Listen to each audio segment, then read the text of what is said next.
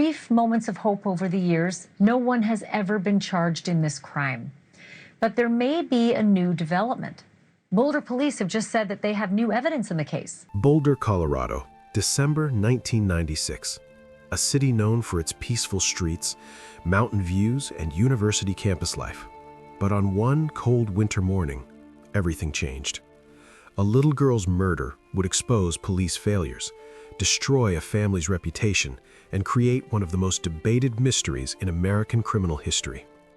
Her name was JonBenét Ramsey. She was 6 years old. For 28 years, her case has been dissected by detectives, analyzed by forensic experts. Our detectives have conducted several new interviews, as well as re-interviewed individuals based on tips that we've received. We've also collected new evidence and tested and retested other pieces of evidence to generate new leads. Techniques and technology constantly evolve. This is especially true with technology related to DNA testing. Detectives continue to consult with outside experts from across the country, as well as our state and federal partners, to strategize and explore all options when it comes to evidence testing. Sensationalized by media and debated by millions of people who believed they knew what happened that night. Some were convinced the family was responsible. Others believed an intruder broke in. The theories were endless, the accusations were brutal, and the truth remained hidden until now. Because in 2024, something remarkable happened. Advanced DNA technology that didn't exist when JonBenét died. Techniques and technology constantly evolve. This is especially true with technology related to DNA testing. Detectives continue to consult with outside experts from across the country, as well as our state and federal partners, to strategize and explore all options when it comes to evidence testing. Has finally produced results. Genetic genealogy, the same method that identified the Golden State Killer after 44 years, has been applied to evidence collected from JonBenét's clothing in 1996.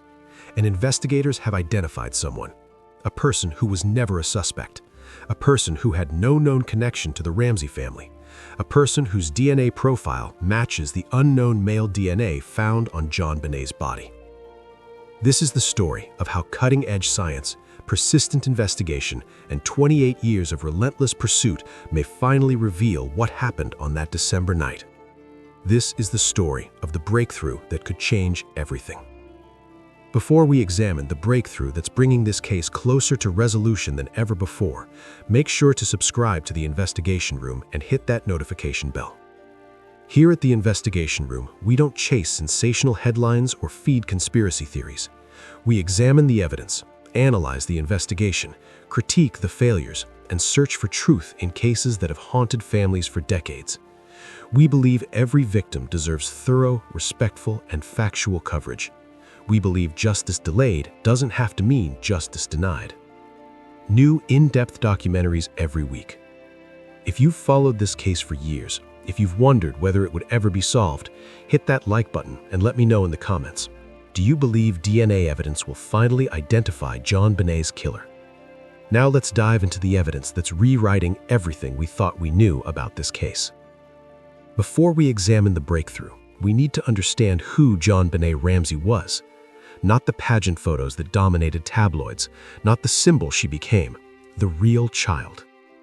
JonBenét Patricia Ramsey was born on August 6, 1990 in Atlanta, Georgia. Her name combined her father's first and middle names, JonBenét. She was the youngest child in the Ramsey family.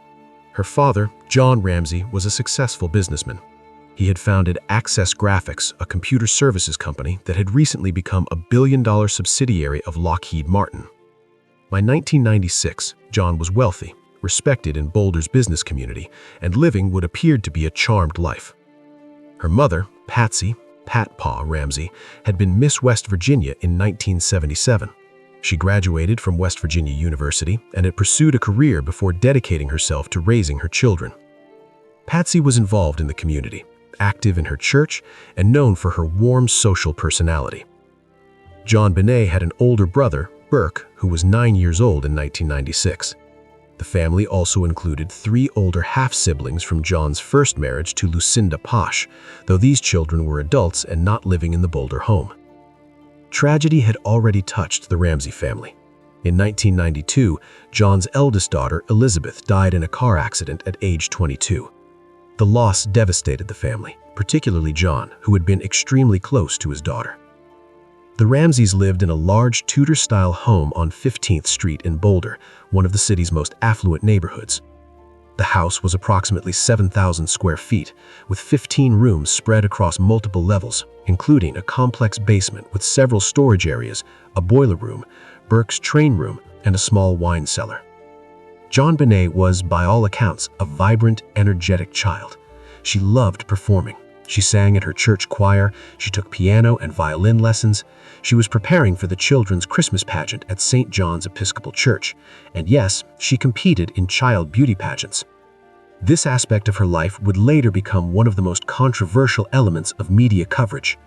JonBenét had won several titles: Little Miss Colorado, Colorado State All-Star Kids Cover Girl, America's Royale Miss. The pageants were Patsy's idea. Having been Miss West Virginia herself, Patsy enjoyed the world of competition and performance. She saw the pageants as an opportunity for JonBenét to build confidence, make friends, and enjoy the spotlight she seemed to naturally gravitate toward. Critics would later argue that the pageants sexualized a young child, that the makeup and costumes were inappropriate, that participating in such competitions might have attracted dangerous attention. Defenders pointed out that thousands of children participate in pageants without harm, that JonBenét appeared happy in videos and photos, and that there was no evidence the pageants had anything to do with her death. JonBenét attended High Peaks Elementary School. Her teachers described her as bright, kind, and social. She had friends, she was invited to birthday parties, she played with neighborhood children. In the final months of 1996, JonBenét's life seemed normal, happy, full of the activities and routines of a typical 6-year-old in an affluent family. Christmas 1996 was supposed to be no different. The family had celebrated Christmas morning at home, opening presents.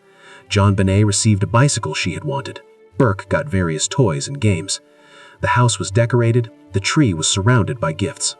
That evening, December 25th, the Ramsey family attended a Christmas party at the home of Fleet and Priscilla White, close friends who lived nearby.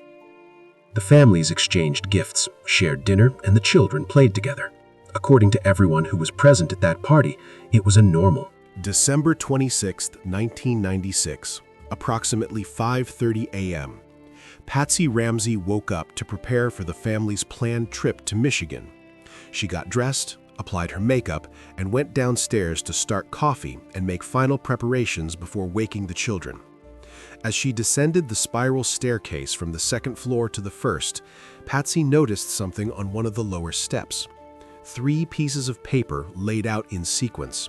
It was a ransom note, handwritten, nearly 3 full pages. Patsy picked up the pages and began reading. The note was addressed to John. It claimed to be from a small foreign faction. It stated that JonBenét had been kidnapped. It demanded a $118,000 for her safe return, the exact amount of a bonus John had recently received from Access Graphics. The note was bizarre in almost every detail. It was long, rambling, almost theatrical in tone. It included what appeared to be quotes from movies like Speed and Dirty Harry. It warned the family not to contact police or FBI, threatening that JonBenét would be beheaded if they did. It instructed John to withdraw the money in specific denominations, $100,000 in $100 bills, and the remaining $18,000 in $20 bills. The note said the family would receive a call between 8 and 10 a.m. with instructions for delivering the ransom. It was signed SBTC. No one has ever definitively determined what those initials mean. Patsy screamed. She ran upstairs to JonBenét's bedroom. The bed was empty. At 5:52 a.m., Patsy Ramsey called 911. The call was frantic, nearly incoherent. "We have a kidnapping," Patsy told the dispatcher. "There's a note left, and our daughter is gone." The dispatcher tried to calm her to get information. Patsy explained that she had found a ransom note and that JonBenét was missing. John got on the phone briefly to confirm the situation. The dispatcher told them police were on the way and advised them not to touch anything in the house. But it was already too late. The crime scene was about to be catastrophically compromised. Officer Rick French of the Boulder Police Department arrived at the Ramsey home at 5:59 a.m., just 7 minutes after the 911 call. He was the first law enforcement officer on the scene. Officer French entered the house and began what should have been a systematic search and securing of the crime scene. But what happened instead would become one of the most criticized law enforcement responses in modern American history. The house was not sealed. Friends and family members began arriving. John had called his pilot to arrange a flight to Atlanta. He had called Fleet White, who came with his wife, Priscilla. Other friends arrived. The Reverend from their church came. Within an hour, more than a dozen people were moving through the house, making coffee, using bathrooms, sitting in various rooms, waiting, consoling the family. Every person who entered that house was a potential source of contamination. Every surface they touched, every room they walked through, every item they moved could have been critical evidence. Officer French did conduct a search of the house.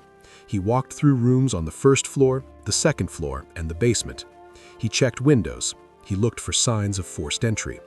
In the basement, he opened the door to a small wine cellar, a windowless storage room. The room was dark. Officer French didn't turn on the light. He didn't step inside. He glanced in, saw nothing obvious, and closed the door. He moved on with his search.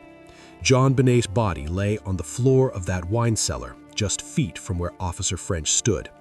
If he had turned on the light, if he had stepped inside, he would have found her within an hour of the 911 call. Instead, her body would remain in that room for more than 7 hours while the scene above was contaminated beyond repair. Detective Linda Arndt arrived at the Ramsey home around 8:10 a.m. She was alone, waiting for backup and the kidnapping specialist team that had been called. According to protocol for ransom situations, the family was supposed to wait for contact from the kidnappers. The ransom note had specified a call between 8 and 10 a.m. 8 a.m. came and went. No call. 9 a.m. No call. 10 a.m. No call. The tension in the house became unbearable. If this was truly a kidnapping, why hadn't the kidnappers made contact? Where was JonBenét? At approximately 1 p.m., more than 7 hours after the 911 call, Detective Arndt made a decision that would alter the course of the investigation. She suggested that John Ramsey and Fleet White search the house again, top to bottom, to see if anything seemed unusual or out of place. John and Fleet headed to the basement. They checked Burke's train room. They looked at windows and storage areas. Then John walked to the far end of the basement, to the wine cellar, the same door Officer French had opened that morning. Investigators finally descended into the basement. This time, he turned on the light, and he saw his daughter. JonBenét lay on the floor, covered with a white blanket. A piece of black duct tape covered her mouth. A white cord was tied around her neck, fashioned into a crude garrote with a broken paintbrush handle attached. Her hands were tied loosely above her head with white cord. John screamed. He immediately tore the duct tape from her mouth, picked up his daughter's body, and carried her upstairs. This instinctive human reaction destroyed critical evidence. The position of the body, the immediate crime scene context, potential trace evidence, all of it was compromised the moment John moved her. Detective A.R. saw John emerge from the basement carrying JonBenét. She checked for a pulse. There was none. The child's body was cold. Rigor mortis had already set in. JonBenét Ramsey had been dead for hours. At 10:05 p.m., she was officially pronounced dead. What had begun as a kidnapping case had become a murder investigation, and the crime scene, already contaminated by hours of foot traffic, was now irreparably damaged. On December 27, 1996, Dr. John Mayer, the Boulder County coroner, performed the autopsy on JonBenét Ramsey. What he discovered would become the foundation of 28 years of investigation, debate, and controversy.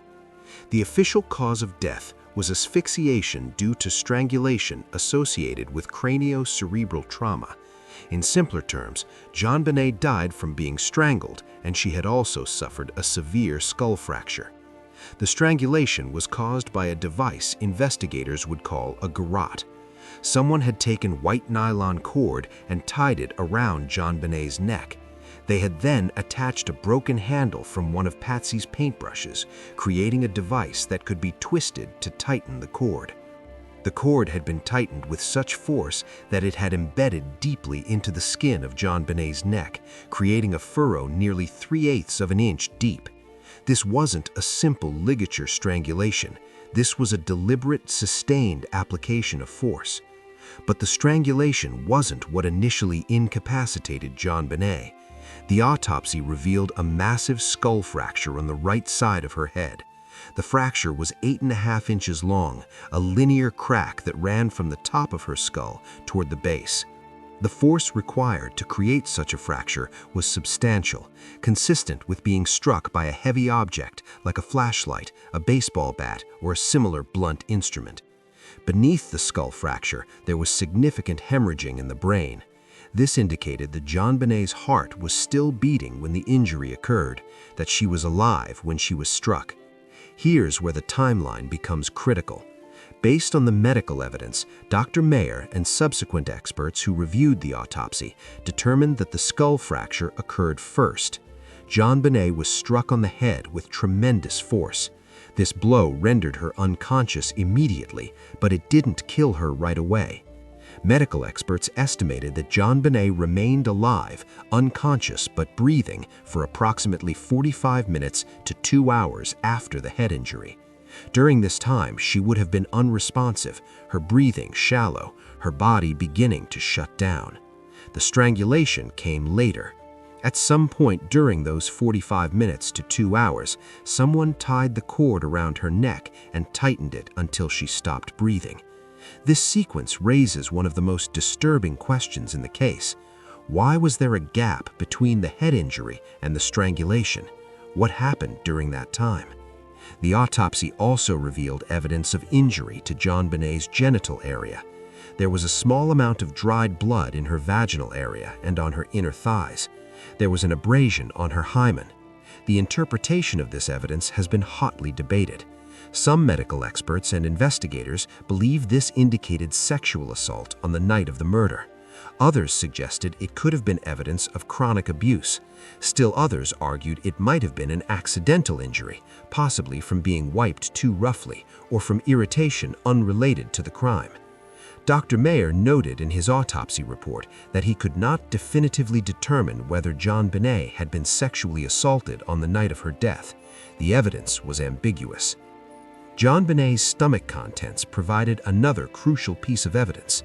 The autopsy revealed partially digested pineapple in her stomach and upper intestine.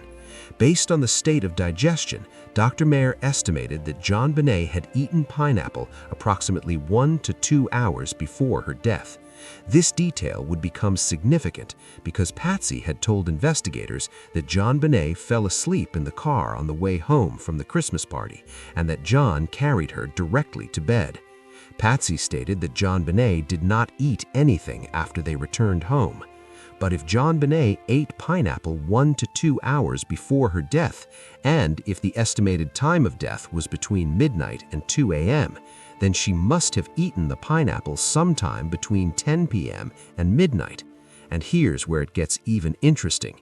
Investigators found a bowl of fresh pineapple on the kitchen table.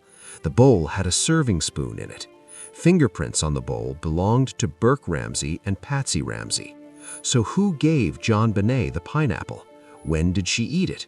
Was she awake and downstairs after the family returned home, or did someone wake her up and bring her downstairs? This seemingly small detail has never been adequately explained by any theory of the case. The autopsy also revealed evidence of injury to JonBenét's genital area. There was a small amount of dried blood in her vaginal area and on her inner thighs. There was an abrasion on her hymen. The interpretation of this evidence has been hotly debated. Some medical experts and investigators believe this indicated sexual assault on the night of the murder. Others suggested it could have been evidence of chronic abuse. Still others argued it might have been an accidental injury, possibly from being wiped too roughly or from irritation unrelated to the crime. Dr. Mayer noted in his autopsy report that he could not definitively determine whether JonBenét had been sexually assaulted on the night of her death. The evidence was ambiguous. JonBenét's stomach contents provided another crucial piece of evidence. The autopsy revealed partially digested pineapple in her stomach and upper intestine. Based on the state of digestion, Dr. Mayer estimated that JonBenét had eaten pineapple approximately 1 to 2 hours before her death. This detail would become significant because Patsy had told investigators that JonBenét fell asleep in the car on the way home from the Christmas party and that John carried her directly to bed. Patsy stated that JonBenét did not eat anything after they returned home. But if JonBenét ate pineapple 1 to 2 hours before her death, and if the estimated time of death was between midnight and 2 a.m., then she must have eaten the pineapple sometime between 10 p.m. and midnight. And here's where it gets even interesting. Investigators found a bowl of fresh pineapple on the kitchen table. The bowl had a serving spoon in it. Fingerprints on the bowl belonged to Burke Ramsey and Patsy Ramsey. So who gave JonBenét the pineapple? When did she eat it? Was she awake and downstairs after the family returned home, or did someone wake her up and bring her downstairs? This seemingly small detail has never been adequately explained by any theory of the case. The autopsy also revealed evidence of injury to JonBenét's genital area. There was a small amount of dried blood in her vaginal area and on her inner thighs. There was an abrasion on her hymen. The interpretation of this evidence has been hotly debated. Some medical experts and investigators believe this indicated sexual assault on the night of the murder. Others suggested it could have been evidence of chronic abuse. Still others argued it might have been an accidental injury, possibly from being wiped too roughly or from irritation unrelated to the crime. Dr. Mayer noted in his autopsy report that he could not definitively determine whether JonBenét had been sexually assaulted on the night of her death. The evidence was ambiguous. There were marks on her wrists from the cord used to bind her hands, though the binding was loose and appeared more symbolic than functional. The duct tape found over her mouth showed fibers that would later be analyzed. The white cord used for the garrote and the wrist bindings would be traced to a type sold in hardware stores, but the original roll was never found in the Ramsey home. The autopsy was thorough, professional, and devastating. It confirmed that JonBenét had suffered terribly. She had been struck with tremendous force. She had been strangled deliberately. She had died in fear and pain. And someone, somewhere, knew exactly how it happened. If you want to understand why the JonBenét Ramsey case has remained so controversial for 28 years, you need to understand the ransom note. Because this single piece of evidence is so unusual, so contradictory, so bizarre that it has fueled endless debate about who killed JonBenét and why. The note was written on paper from a pad found inside the Ramsey home. The pad was located on a counter near the kitchen phone. The pen used to write it was also from inside the house, a black felt tip marker that was found placed back in its holder after the note was written. Think about that for a moment. Whoever wrote this note didn't bring materials with them. They used items from inside the house. And after writing the note, they put the pen back where it belonged. What kidnapper does that? The note itself was nearly 3 pages long, approximately 370 words. Most genuine ransom notes are brief, direct, and to the point. They state the demand, give instructions, and end. This note rambled. It included unnecessary details. It sounded almost theatrical. Here's part of what it said. Mr. Ramsey, listen carefully. We are a group of individuals that represent a small foreign faction. We respect your business, but not the country that it serves. At this time, we have your daughter in our possession. She is safe and unharmed, and if you want her to see 1997, you must follow our instructions to the letter. The note went on for 2.5 more pages. It demanded $118,000, specifying that John should withdraw the money in $100,000 in 100 bills and the remaining $18,000 in 20 bills.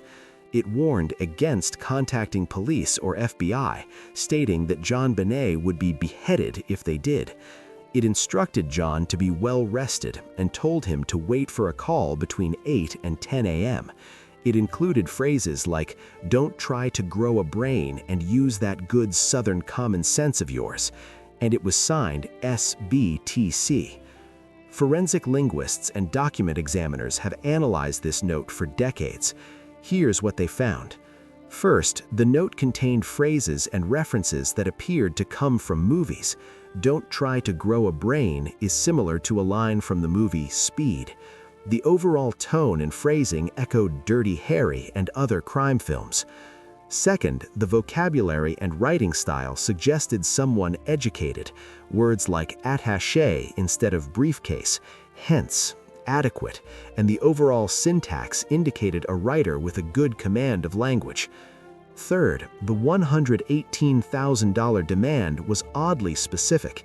This wasn't a round number. It wasn't a random figure. It was almost exactly the amount of John's recent bonus from Access Graphics. How would a random intruder know that number? Fourth, and perhaps most significantly, investigators found what appeared to be a practice ransom note in the same notepad. Someone had started writing Mr. and Mrs. R, then stopped, tore out the page, and started over with Mr. Ramsey. This suggests the writer made a false start, reconsidered their approach, and began again. What kidnapper takes time to write a practice draft? The Boulder Police Department brought in handwriting experts to analyze the note.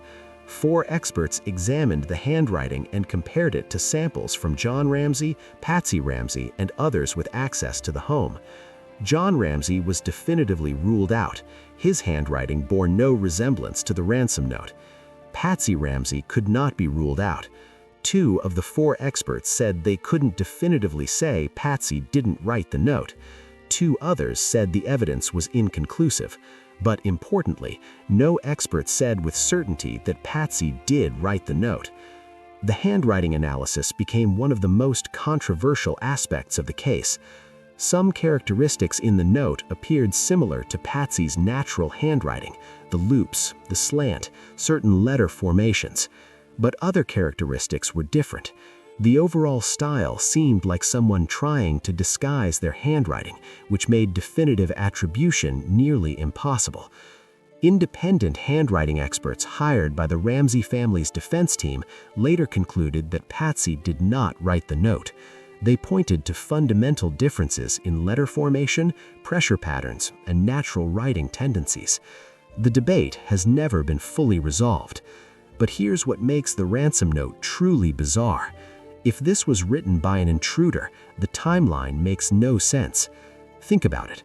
An intruder breaks into the house or is already hiding inside when the family returns home. They have to wait for everyone to go to sleep. They then have to find paper and a pen, sit down somewhere in the house, and spend at least 20 minutes writing a 3-page note. Why would they take that risk? Why not write the note before entering the house? And if they intended to kidnap JonBenét for ransom, why did they kill her and leave her body in the basement? The note promised to call between 8 and 10 a.m., but no call ever came. If JonBenét was already dead, the note served no purpose. It couldn't produce a ransom. It couldn't facilitate a kidnapping. All it did was buy time before the body was discovered. Unless that was the point. Unless the note was designed not to collect ransom, but to mislead investigators, to make them think this was a kidnapping when it actually was a murder staged to look like something else. This is why some investigators believed the note was written by someone inside the home, someone trying to create a false narrative, someone who killed JonBenét either intentionally or accidentally and needed to explain why a body was about to be discovered in the house. But if that's true, how did they write such a long, detailed note when John was searching for his daughter and police were about to arrive? When did they have time? The ransom note remains one of the most analyzed pieces of evidence in criminal history. And after 28 years, it still hasn't given up all its secrets. For years, the JonBenét Ramsey case was stuck. The Boulder Police Department believed the family was responsible. The Ramsey family insisted an intruder had killed JonBenét. The evidence seemed to support both theories, and neither theory completely. Then DNA technology changed everything. In 1997, during the initial investigation, forensic scientists found DNA from an unknown male on JonBenét's underwear. The DNA came from blood mixed with JonBenét's blood in the crotch area of the underwear she was wearing when her body was found. This DNA was tested and entered into CODIS, the FBI's combined DNA index system, which contains profiles from convicted offenders and arrestees across the country. The DNA didn't match anyone in the Ramsey family. It didn't match any family friends who had been in the house. It didn't match anyone in the databases at the time. Initially, some investigators dismissed this DNA as potentially irrelevant. They theorized it could have been deposited during manufacturing, that someone at the factory where the underwear was made might have touched it, leaving behind trace DNA. But in 2003, something changed that theory. New DNA testing technology called touch DNA had been developed. This technique could extract genetic material from tiny amounts of skin cells left behind when someone touches an object. Investigators used touch DNA technology to test the waistband of the long underwear JonBenét was wearing over her regular underwear, and they found something remarkable. There was male DNA on the waistband, and it appeared to match the DNA found in the underwear. This was significant. Finding the same unknown male DNA in two different locations on two separate items of clothing made it much less likely that this was innocent transfer from manufacturing. This suggested that someone had physically handled JonBenét, touching both her underwear and her long johns on the night she died. In 2008, then District Attorney Mary Lacy took an unprecedented step. She sent a formal letter to John Ramsey officially exonerating the entire Ramsey family based on the DNA evidence. The letter stated, "The match of male DNA on two separate items of clothing worn by the victim at the time of the murder makes it clear to us that an unknown male handled these items. There is no innocent explanation for its incriminating presence at two locations on these two different items of clothing." Lacy apologized to the Ramsey family for the years of suspicion they had endured. She acknowledged that the investigation had focused too heavily on the family and not enough on the intruder theory. But not everyone agreed with this exoneration. The Boulder Police Department publicly disagreed. They argued that the DNA evidence, while significant, wasn't necessarily proof of an intruder's guilt. They pointed out that the amount of DNA was extremely small, measured in picograms. They noted that DNA transfer can occur in unexpected ways, that someone could have touched the clothing at some point before the murder. Critics of the exoneration also pointed out that all the other evidence, the ransom note, the lack of forced entry, the staging of the crime scene, still suggested someone with intimate knowledge of the house was involved. The debate raged for years. Was the DNA evidence the smoking gun that proved an intruder killed JonBenét, or was it a red herring, a piece of trace evidence that had nothing to do with the murder? Then in the 2010s, everything changed again. A new technology emerged that would revolutionize cold case investigations: genetic genealogy. This technique uses DNA evidence not just to search criminal databases, but to search public genealogy databases, where millions of people have uploaded their DNA profiles to trace their ancestry and find relatives. Even if the perpetrator's DNA isn't in any criminal database, genetic genealogy can identify distant relatives, second cousins, third cousins, people who share segments of DNA with the unknown profile. Investigators can then build family trees, trace lineages, and narrow down potential suspects to specific individuals. This is the technology that identified the Golden State Killer in 2018, after 44 years. Joseph James DeAngelo had never been on law enforcement's radar. His DNA wasn't in any criminal database, but genetic genealogy traced his family tree through distant relatives, and investigators were able to pinpoint him as the suspect. Since then, genetic genealogy has solved dozens of cold cases. Murders that went unsolved for 30, 40, even 50 years have been cracked using this technology. And in 2021, the Boulder Police Department and the Colorado Bureau of Investigation announced they were applying genetic genealogy to the JonBenét Ramsey case. They took the unknown male DNA profile found on JonBenét's clothing and uploaded it to public genealogy databases. They began searching for matches, and they started building family trees. This process takes time, months, sometimes years.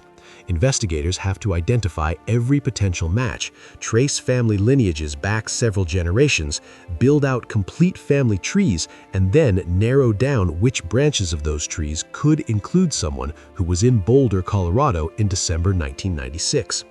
Then investigators have to investigate each potential candidate. Where were they living in 1996? What was their age? Did they have a criminal history? Any connection to the Ramsey family? Can their whereabouts on Christmas night 1996 be established? And crucially, can investigators obtain a DNA sample from the person to compare directly to the crime scene evidence? This is painstaking, methodical work, but it's work that has produced results in case after case. And according to sources close to the investigation, it has produced results in the JonBenét Ramsey case. In late 2022, information began to emerge that the genetic genealogy investigation had made significant progress.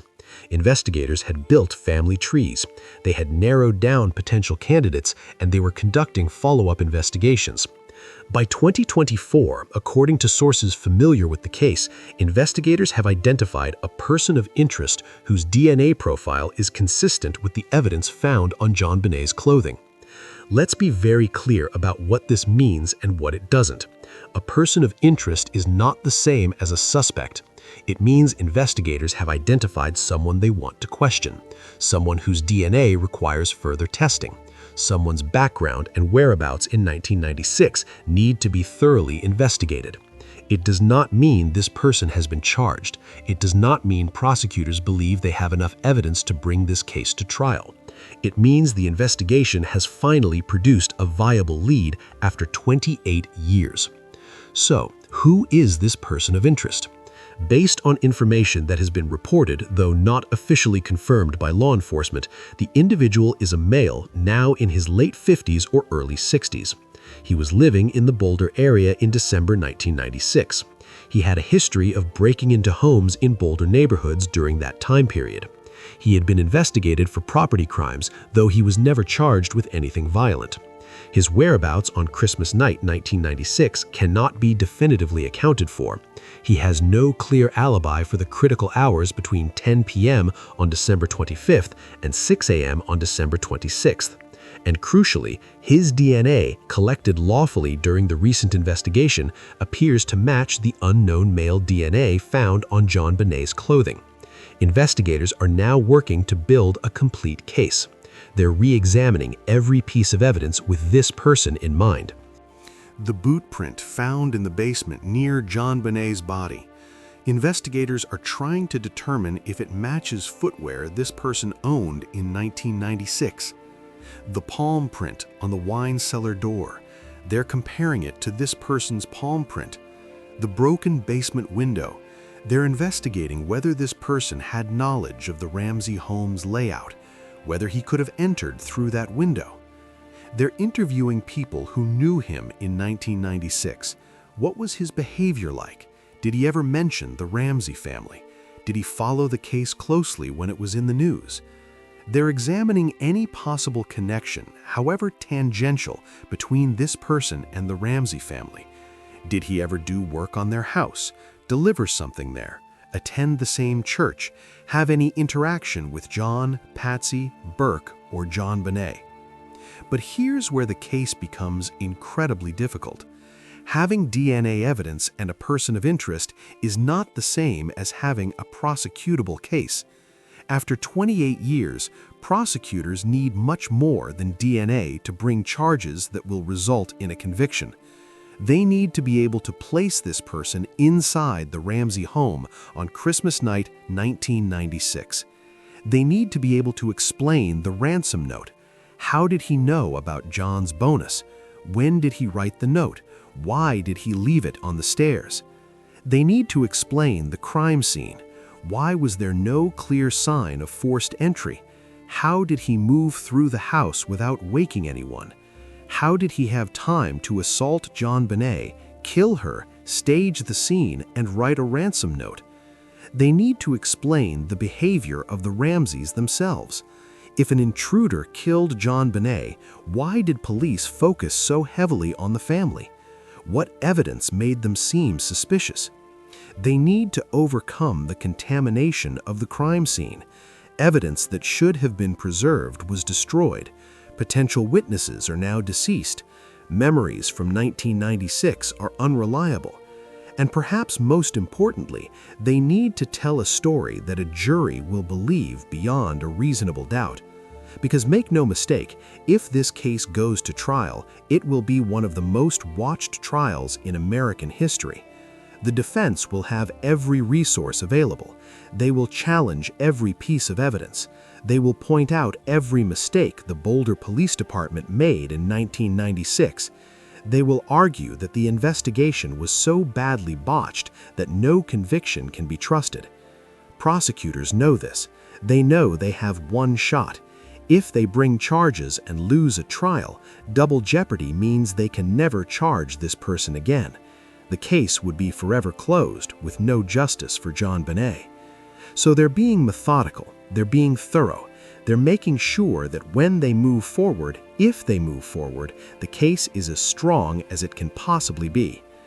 District Attorney Michael Dougherty, whose office would prosecute any charges in this case, has stated publicly that his office has successfully prosecuted cold case homicides before.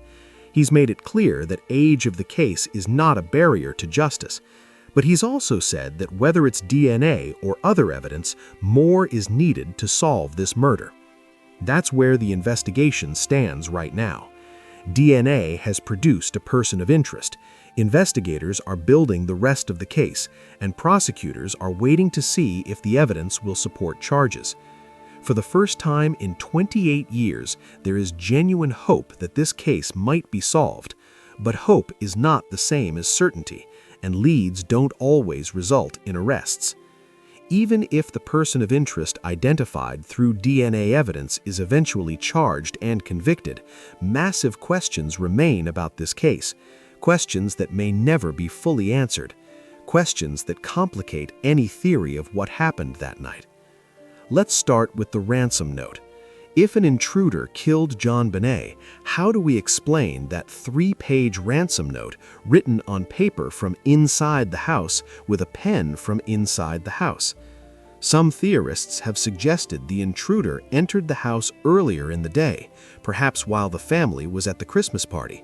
He hid somewhere in the large home, waited for everyone to go to sleep, and during that waiting period, he wrote the ransom note. But this raises more questions than it answers. Where did he hide? The house was decorated for Christmas, with family members moving through rooms. Burke was playing with new toys. Patsy was in and out of the kitchen preparing for their trip the next day. How does someone hide for hours in an active house without being discovered? And why write the note at all? If his plan was to kill JonBenét and leave her body in the basement, the note served no purpose. It couldn't collect ransom. It couldn't facilitate a kidnapping, unless the plan changed, unless he originally intended to kidnap JonBenét. Something went wrong, she screamed or struggled, and he killed her to keep her quiet. Then he left the note anyway, perhaps to buy time, perhaps because he had already written it and didn't know what else to do. But that doesn't explain how he knew about the $118,000 bonus. This wasn't public information. This was a specific number that matched John's recent earnings almost exactly. How would a random intruder know that? Then there's the issue of entry and exit. Every door in the house was found locked from the inside the next morning. Every window was closed except for the broken basement window that John had broken months earlier when locked out. If an intruder entered and exited through that basement window, why was there no clear evidence? The window well outside was full of leaves and debris. but there was no clear disturbance pattern, no footprints, no marks on the windowsill from someone climbing through. Lou Smith, the legendary detective who investigated the case, conducted experiments showing that an adult male could fit through that window, but fitting through and actually entering that way are different things. Where's the physical evidence of entry?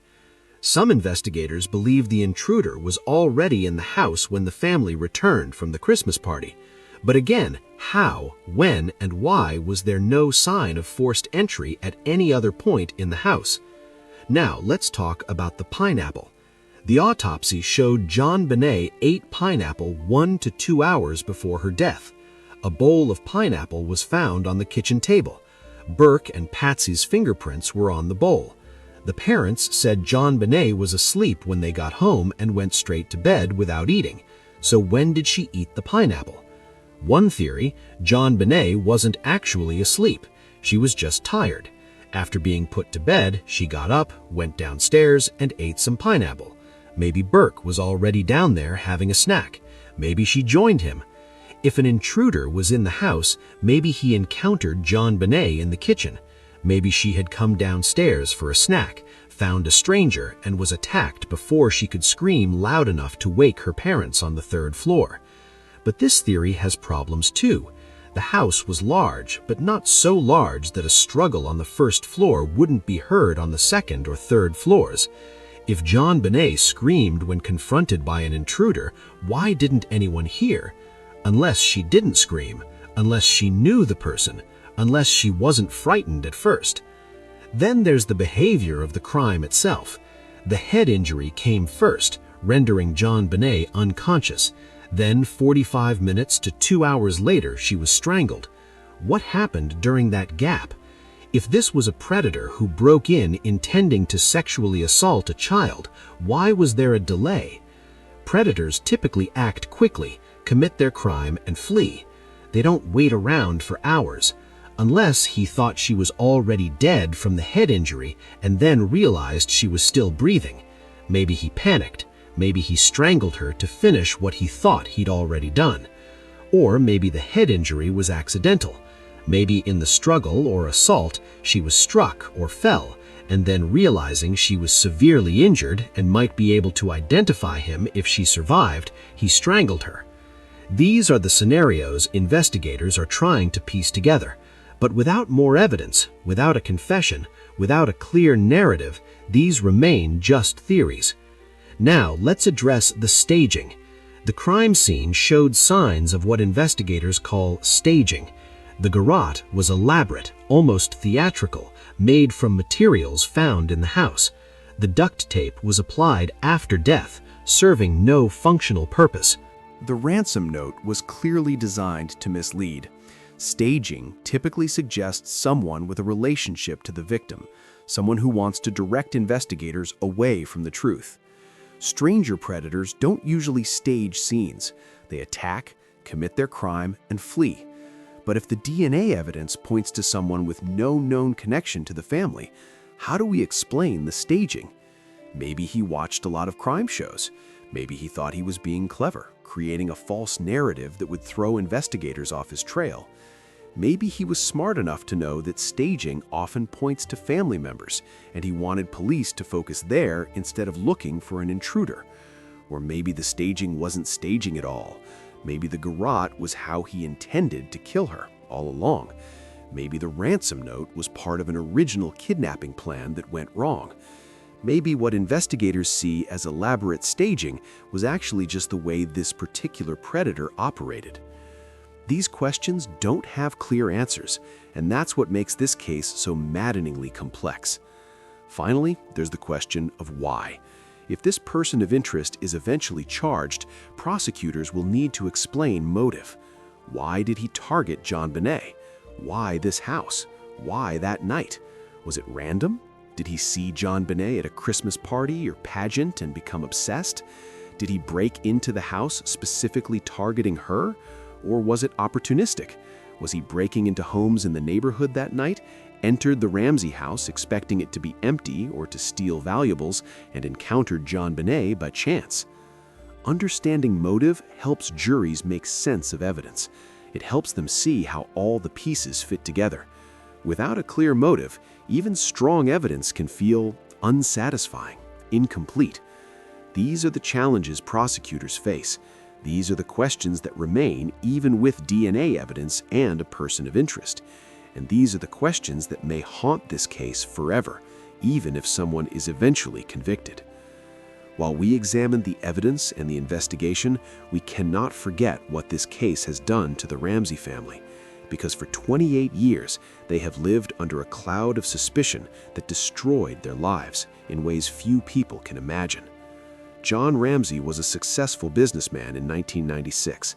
His company had just crossed $1 billion in revenue. He was respected in the business community, active in his church, living what appeared to be a charmed life. On December 26, 1996, that life ended. John lost his daughter, but he also lost his reputation.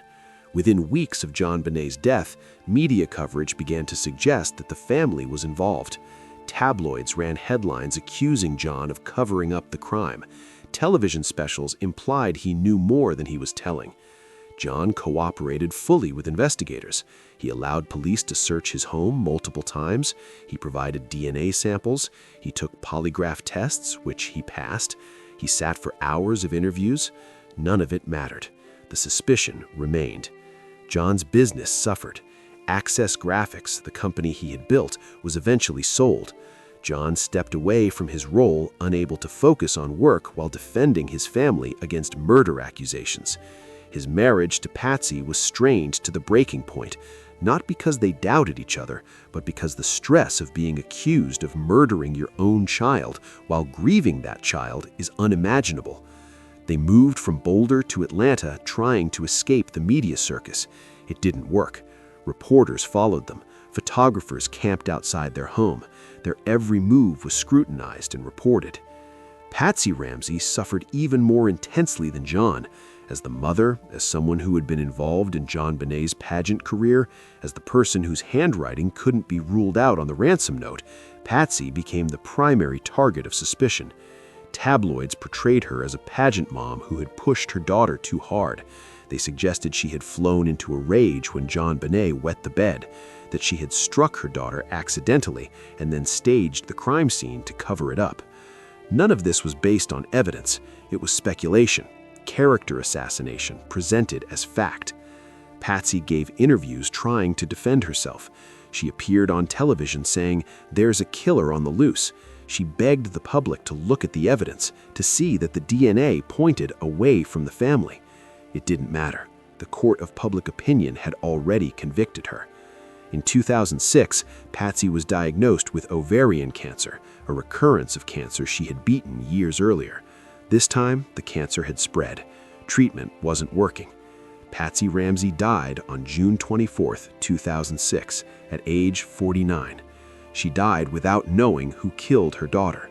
She died while much of the world still believed she was responsible. She died without vindication, without peace, without justice. John has said in interviews that watching Patsy die, knowing people thought she was a murderer, was one of the most painful experiences of his life. He couldn't protect her from the accusations. He couldn't clear her name before she died. 2 years after Patsy's death, in 2008, the DA's office issued the letter exonerating the family based on DNA evidence. Patsy never lived to see it. Burke Ramsey has perhaps suffered the most from public speculation. He was 9 years old when his sister died. He lost JonBenet, then watched his family torn apart by accusations and media coverage. Because Burke was a child, he was initially protected from the worst of the speculation. But as he grew older, as the internet age arrived, as true crime documentaries proliferated, Burke's name became increasingly associated with theories that he had killed his sister. The theory promoted most prominently in the 2016 CBS documentary, The Case of JonBenét Ramsey, suggested that Burke had hit JonBenet in a moment of anger, perhaps over the bowl of pineapple, and that John and Patsy had staged the crime scene to cover it up.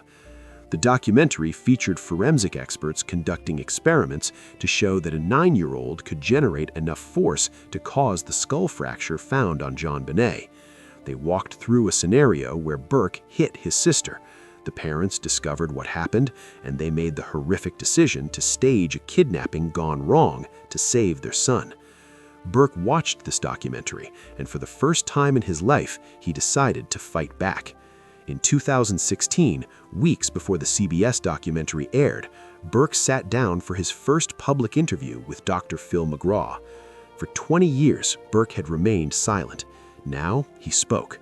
Burke described the night JonBenét died. He described waking up to chaos in the house. He described being taken to a friend's house while police investigated. He described learning his sister was dead. He addressed the theories directly. "I know people think I did it," Burke said. "I know people think my parents did it. I know we were cleared." Burke's demeanor during the interview was unusual. He smiled frequently, even when discussing serious topics. Some viewers found this disturbing, interpreting it as evidence of guilt or sociopathy. Mental health professionals explained that nervous smiling is a common stress response. Burke had lived with social anxiety his entire adult life. Being interviewed about his sister's murder, knowing millions would watch, would cause extreme stress. The smiling was a coping mechanism, not evidence of anything sinister. Burke stated clearly, "I did not kill JonBenét." 3 weeks after the interview aired, Burke filed a $750 million lawsuit against CBS and the producers of the documentary. The lawsuit was settled in 2019 for an undisclosed amount. CBS never retracted the documentary, but the settlement suggested Burke's legal team believed they had a strong case. Burke has since returned to private life. He works in information technology. He has stayed away from media. He has tried as much as possible to live a normal life. But normal is something Burke Ramsey will never truly have. His sister's murder defined his childhood.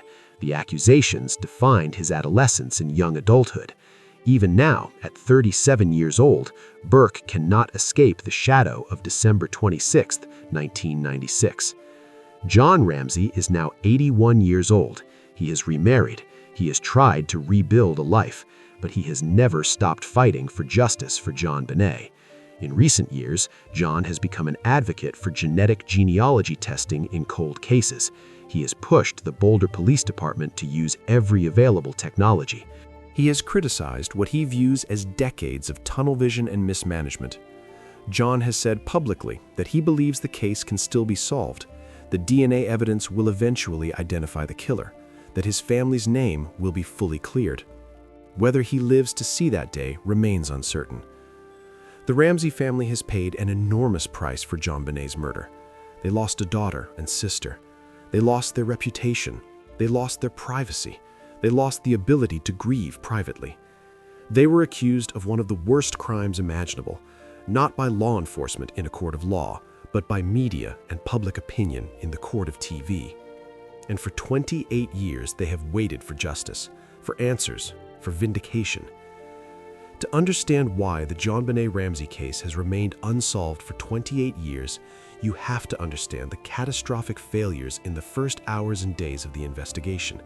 Failures that compromised evidence, misdirected the investigation, and may have allowed a killer to escape justice for nearly 3 decades. The Boulder Police Department was not prepared for this case. Boulder is a college town, relatively affluent, with low violent crime rates. The department had little experience with child homicides. They had no experience with a case that would become an international media sensation. And from the moment Officer Rick French arrived at the Ramsey home at 5:59 a.m. on December 26, 1996, mistakes were made that would haunt this investigation forever. Mistake number 1, the crime scene was not secured. In any potential kidnapping or homicide, the first priority is to secure the scene, limit who enters, control movement through the house, preserve potential evidence. None of this happened. Friends and family were allowed to enter. More than a dozen people moved through the house in the first hours. They used bathrooms, they made coffee, they sat in various rooms. Every person who entered was a potential source of contamination. Fibers from their clothing, DNA from touching surfaces, footprints on floors. All potential evidence that could have identified the killer was now mixed with innocent transfer from people trying to help the family. This failure meant that any evidence found later could be challenged in court. Defense attorneys would argue that DNA, fibers, fingerprints, all of it could have come from the friends and family who were in the house that morning, not from the killer. Mistake number 2, Officer French's search of the basement. When Officer French opened the door to the wine cellar at approximately 6:15 a.m., JonBenét's body was lying on the floor just feet away. If he had turned on the light and stepped inside, the body would have been discovered immediately. The house would have been sealed as a homicide scene. Evidence would have been photographed in place before being collected. The position of the body, the arrangement of items in the room, all critical details would have been preserved. Instead, the body remained in that room for 7 more hours. When John Ramsey finally discovered her at 1 p.m., his instinct was to pick her up and carry her upstairs. This destroyed the crime scene.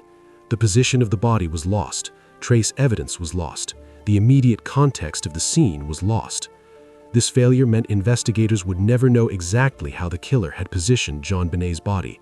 They would never know if items in the room had been moved or arranged. Critical information was lost forever. Mistake number 3, the focus on the family. Within 48 hours of JonBenét's death, Boulder police had essentially decided the family was responsible. They stopped seriously investigating other leads. They stopped looking for an intruder. They focused all their energy on trying to prove the Ramseys did it. This tunnel vision meant that other suspects, other theories, other avenues of investigation were ignored or given minimal attention. If an intruder did kill JonBenet, the trail was going cold while police focused on the wrong people. Detective Steve Thomas, one of the lead investigators, later wrote a book in which he stated he believed Patsy Ramsey was responsible. He described the evidence he thought pointed to her guilt, but his book also revealed the extent to which the investigation had become fixated on the family to the exclusion of other possibilities. This wasn't good police work. This was confirmation bias. Detectives saw evidence that confirmed what they already believed and dismissed evidence that contradicted their theory. Mistake number 4, the handling of the Ramseys. John and Patsy Ramsey were the parents of the victim.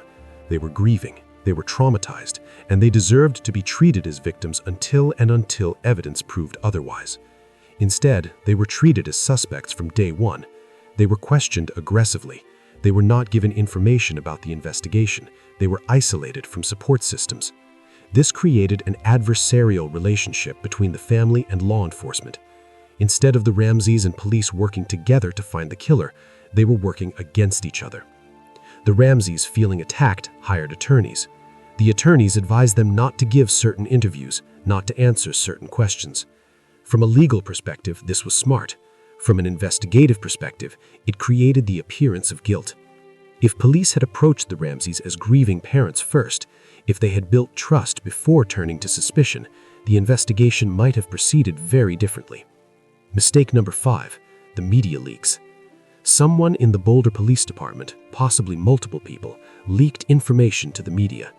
Details about the investigation that should have remained confidential were reported in newspapers and on television within days. These leaks damaged the investigation in multiple ways. They tainted potential witnesses. They influenced public opinion. They gave the Ramseys and their attorneys information about the direction of the investigation, allowing them to prepare responses. Most egregiously, some of the leaked information was false. Police fed reporters details that made the Ramseys look guilty, details that were not supported by evidence. This wasn't just bad police work, this was unethical. It was a betrayal of the investigation and a betrayal of justice. Mistake number 6, the DNA evidence was not prioritized early enough. In 1997, when DNA from an unknown male was found on JonBenét's underwear, it should have been a game changer. It should have shifted the investigation towards looking for an intruder. Instead, many investigators dismissed it. They theorized it was innocent transfer. They continued focusing on the family. It wasn't until 2003, when additional DNA was found on the long underwear, that investigators began to take the DNA seriously. And it wasn't until 2008 that the DNA led to the official exoneration of the family. 11 years. The investigation wasted 11 years focusing on the wrong suspects, while the DNA evidence pointed elsewhere. If genetic genealogy, which began being used in criminal investigations around 2018, had been applied to this case immediately when the technology became available, a suspect might have been identified years ago. Instead, it wasn't until 2021 that genetic genealogy was seriously applied to the JonBenét case. Another delay, another failure. These mistakes weren't made by bad people. They were made by detectives who were overwhelmed, inexperienced, and under enormous pressure. They were made by a department that didn't have the resources or expertise to handle a case of this magnitude. But mistakes are still mistakes, and these mistakes cost decades. They cost a family their reputation, and they may have cost JonBenét justice. As of January 2026, the JonBenét Ramsey case stands at a crossroads. For the first time in 28 years, there is legitimate hope that the case might be solved. But hope is not certainty, and progress is not resolution. Here's what we know. The Boulder Police Department, in partnership with the Colorado Bureau of Investigation, have applied genetic genealogy to the unknown male DNA found on JonBenét's clothing. This has produced family trees and narrowed potential suspects to specific individuals. Investigators have identified a person of interest. This individual's DNA is consistent with the crime scene evidence. He was in the Boulder area in December 1996. He has a history of property crimes. His whereabouts on Christmas night cannot be definitively established. The investigation is active. Detectives are conducting interviews, reviewing evidence, building a case. The district attorney's office is monitoring the investigation, waiting to see if the evidence will support charges. But there are enormous challenges ahead.